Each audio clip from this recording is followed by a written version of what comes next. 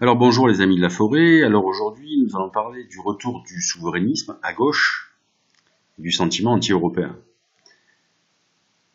Alors si les partis de droite nationales ont toujours été souverainistes, que ce soit Debout la France de Dupont-Aignan, l'UPR d'Asselineau ou le Front National de Marine Le Pen, à gauche, le souverainisme était moins présent, même s'il l'était, je le rappelle. Il faut se rappeler notamment des slogans du PCF au début des années 80, avec le produisons français et le consommons français, et le discours de marché de anti-immigration en 1981, il me semble. Il y a aussi le mouvement de Jean-Pierre Chevènement, le mouvement des citoyens, qui était très souverainiste. Mais aujourd'hui, nous avons une pléiade d'intellectuels dits de gauche qui réclament la sortie de l'Union européenne et la sortie de l'euro. Alors on a Emmanuel Todd en haut à gauche, ancien hollandiste révolutionnaire, qui s'est retourné contre Flamby, certainement parce qu'il n'a pas eu le prix de son ralliement, qui est aujourd'hui très anti-européen, très anti-euro, et qui est quasiment sur la même ligne que Marie-France Garot, une gaulliste historique. Vous avez le philosophe de la République Michel Onfray, qui un jour est libertaire, le lendemain chevènementiste, enfin on ne sait pas trop où il est, et qui défend une ligne anti-européenne et anti-euro. Frédéric Lordon, chercheur au CNRS en économie, qui se dit spinoziste, certainement, je sais pas, par préciosité, parce qu'en fait il est marxiste, et qui ziote sur le modèle japonais, comme si les Français pouvaient vivre comme les Japonais, bref.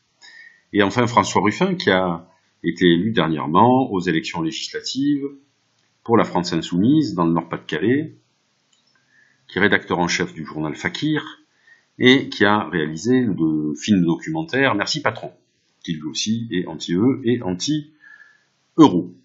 Alors pourquoi ils sont contre l'Union européenne? Parce que l'Union européenne serait ultralibérale.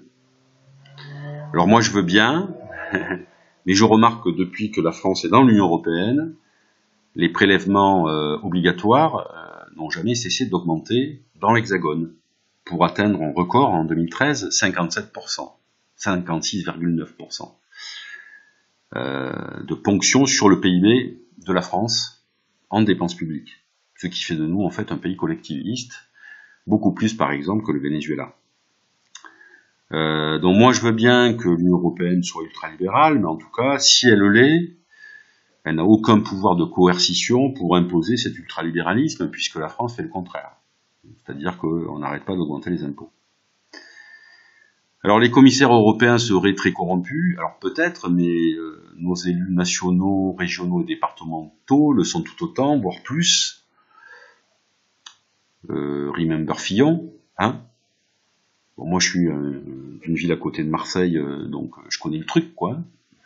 Et moi ce qui me fait marrer, c'est qu'au Parlement européen, l'affaire des assistants, des faux assistants parlementaires qui ont touché le FN, le Parlement européen a demandé au FN de rembourser les sommes détournées immédiatement. Il ne me semble pas avoir su que le Parlement français ait demandé à Fillon de rembourser. Bon. Donc je ne sais pas qui est plus corrompu des parlements nationaux ou européens, mais en tout cas, je sais qu'au Parlement européen, on demande de rembourser au moins. La Banque Centrale Européenne nous asphyxierait, pas vraiment vrai, puisque depuis 2008 et la crise financière, la BCE a injecté des milliards d'euros dans l'économie européenne.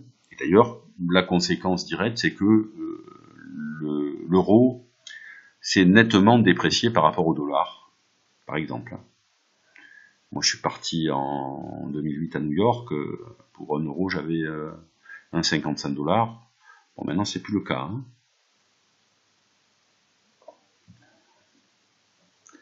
Alors, l'UE à la solde des ricains. Alors ça, c'est pour le discours d'Asselineau, de l'UPR, qui est extrêmement anti-Union européenne et anti-ricain. Alors oui, certainement, les Américains, en 1949, juste après-guerre, ont financé le mouvement européen qui a été créé en 1949. et qui regroupait des Européens de bonne volonté qui voulaient une Europe de l'Ouest unie. Je rappelle quand même que les Européens s'étaient frappés sur la gueule pendant 6 ans et qu'il y avait eu 60 millions de morts.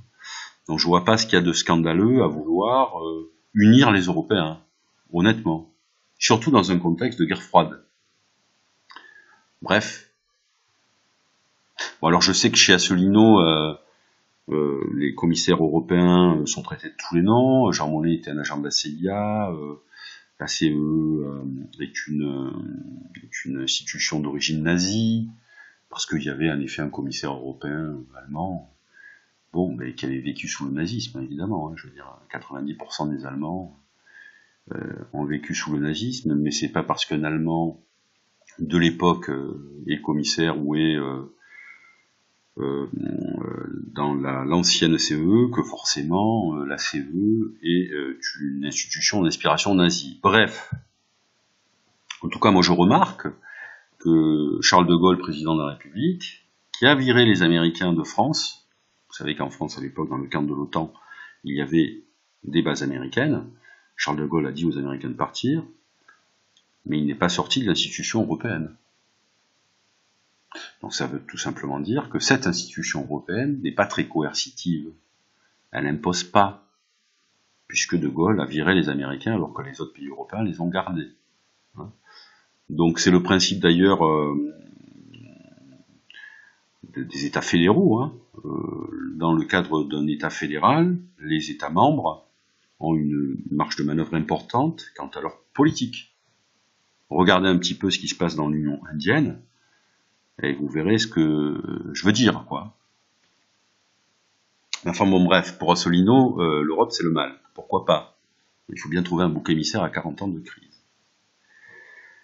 Alors l'UE contre la mondialisation, oui, parce qu'on traite l'UE de tous les maux, mais bon, moi il me semble, et là je suis sur la même ligne que Daniel Cohn-Bendit, c'est-à-dire que pour moi, dans le cadre de la nouvelle mondialisation, avec des géants comme la Chine, l'échelon national européen n'est pas suffisant.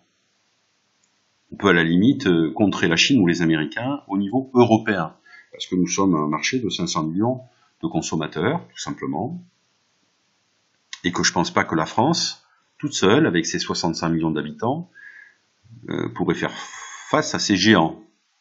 Je prends 2 exemples, mais il y en a plein d'autres. Le bœuf aux hormones. Il faut savoir que le bœuf aux hormones, qui est une invention américaine, c'est-à-dire que on élève les animaux en leur injectant en fait des hormones de croissance, ce bœuf aux hormones est interdit au sein de l'Union européenne. S'il est interdit, c'est que nous avons le marché pour interdire ce bœuf aux hormones, malgré les pressions des Américains. Il faut savoir que ce bœuf aux hormones est vendu dans le monde entier, sauf au sein de l'Union européenne. Tout simplement parce que nous sommes une institution, une zone économique de 500 millions de consommateurs et que nous avons un certain poids. Je pense que si la France était seule, on boufferait du bœuf aux hormones depuis longtemps. Enfin, je prendrai l'exemple de l'amende qui a été infligée à Google par la Commission européenne, une amende de plus de 2 milliards d'euros. C'est pas la première amende d'ailleurs qui a été infligée à un groupe américain, mais c'est assez révélateur en fait, dans le cadre de la mondialisation, du pouvoir de la Commission européenne par rapport aux géants entrepreneurial, qu'ils soient américains ou autres. Je ne pense pas que la France toute seule pourrait imposer à Google une telle amende. C'est tout simplement pour vous dire que je pense que face aux défis en fait de demain, face aux géants comme la Chine, l'Inde ou les États-Unis, il vaut mieux être unis que divisé. Je vous remercie. Bonne journée.